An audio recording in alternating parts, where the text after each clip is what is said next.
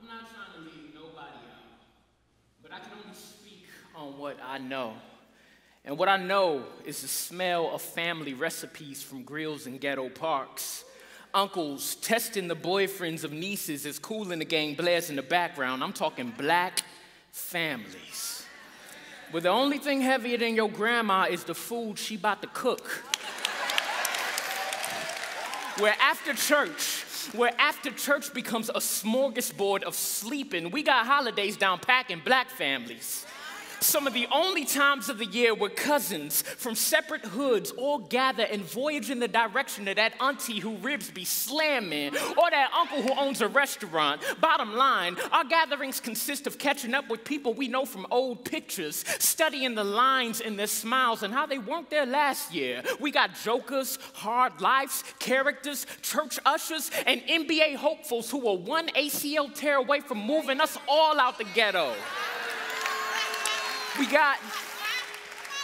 We got our own spa, too. Get your locks retwisted from one of the 15 hair technicians on your daddy's side. And nah, they ain't go to school for it, but they grew up on blocks braiding cornrows to the back, and they better than best cuts. Question, what families have a fish fry, a football tournament, and a fist fight all in 2 hours? What families got aunties that cuss and sing gospel in the same sentence? What families pack church basements with birthday parties for kids who grow up and don't go to church no more? And I know some feel excluded. I could read the comments now.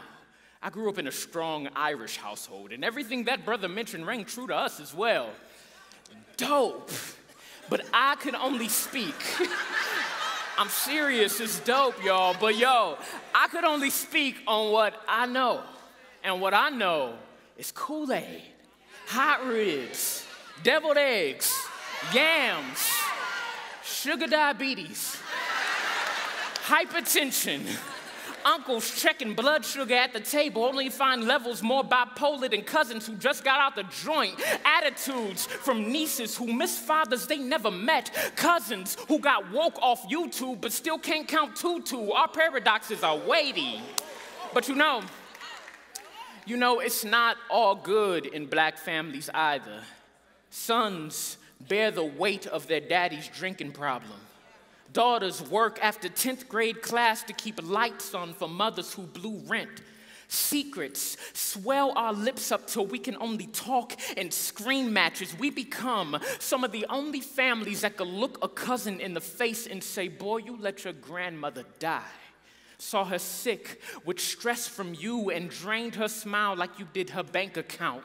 Made her sweat out every scripture she knew on your behalf till Sundays were less about God and more about Lazarus. She tried to raise you with 80-year-old arms. Her casket couldn't separate her hands, still stuck in prayer. You stuck blades to her soul with each lie. Swapped her Bible with your broken heart, and to top it off, you never even visited the grave you drove her to.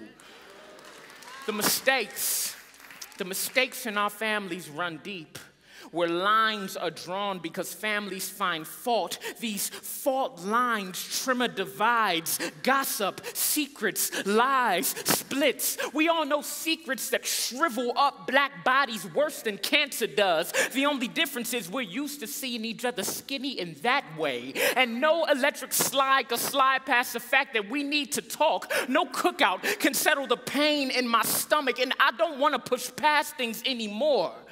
Because I can only speak on what I know.